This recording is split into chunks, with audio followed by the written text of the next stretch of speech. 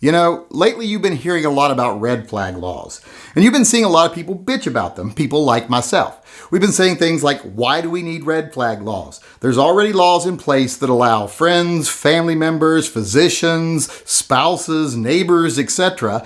If they feel someone is a threat to themselves and others, there are laws that allow them to go down and file a complaint against that person or file something saying that they are concerned, and then police, law enforcement will go and see if it's true. Are they really a threat to others? And they are given due process while they're being checked out. Now, a lot of people will say, why do we need red flag laws that allow outsiders to file information against people they don't know, complaints against people they don't know? Well, how likely is someone who knows nothing about you to have any credible information as to whether you're a threat or not? So they'll say we don't need red flag laws because it's stupid that strangers with no repercussions whatsoever to themselves if they're wrong and no real need for proof can file these against people they don't even know. They'll say, look, these are stupid. And also, let's not forget the fact that when it comes to stopping tragedies, out of a lot of the mass shootings that have happened, police actually had forewarning. They had reason to believe that there was trouble and that this person was trouble. But they chose not to act on it because, you know, being a policeman is hard. Law enforcement's hard and it can be dangerous. So they chose not to do it. So you might be saying, red flag laws are a bad idea. Why do we need them? Well, I'm going to take the time today to tell you why red flag laws are very important. They're very important to certain people. They're important to law enforcement, elitists, politicians, all kinds of people. They're very important to these people. And why are they important to these people? Well, because these people have been for a long time wanting to silence us if we have dissenting opinions and disarm us if we're armed for our own good. They care about us. These people truly care and they know what's best, or else they wouldn't be in charge, right? So they want these red flag laws because they've been wanting, like I said, to disarm and silence us for our own good for quite a while, but that pesky due process has been in their way, that silly Constitution. So this is a way for them to get around it.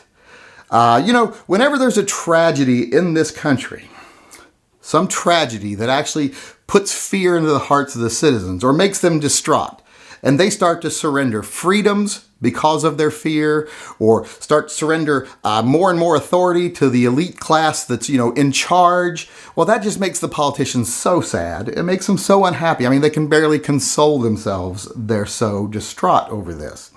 So they want red flag laws to help them take care of the problems that exist out there. And just a perfect example, let's say you're someone who owns a gun. Well, owning a gun is dangerous, right? Whether you've ever committed a crime or whether you're ever going to commit a crime, it's still dangerous, just the act of owning a gun, especially if you don't agree with the government and you own a gun. So let's say you show up at a gun rally. Well, facial recognition is a thing these days, so all they'd have to do, these politicians, if red flag laws existed, is, identify each and every one of you, get your name, your address, etc. And then over the next week or two, have the local police pay you a little visit and take your property.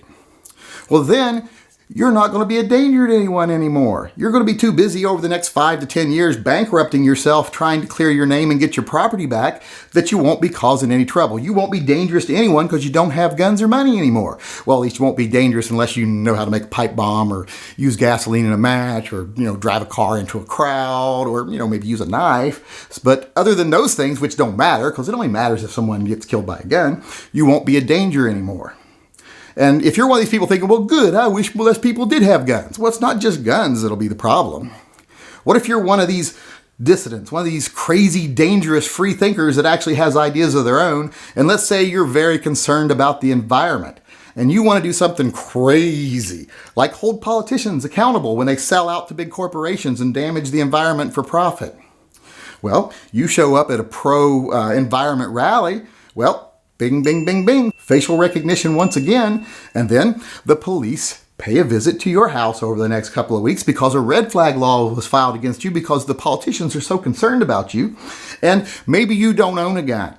So they can't seize any property that you have. You think, I'm totally safe. Well, what if they find a little baggie of some questionable materials in your house, a questionable substance? Or what if they take your computer and they find some questionable stuff in your browser history?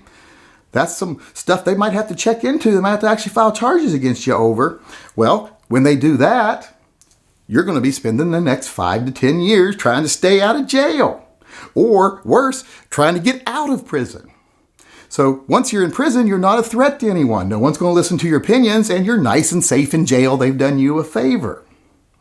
And like I say, don't worry if you're in the right and the politicians are in the wrong and you didn't do anything wrong with your guns or that wasn't your substance in that baggie.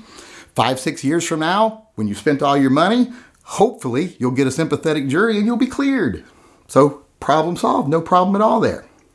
So as you can see, red flag laws are very, very important. They're important to the globalists, they're important to the corporatists, they're important to the politicians and the elitists and law enforcement, the people that currently are in charge and have power who want to maintain that power and stay in charge.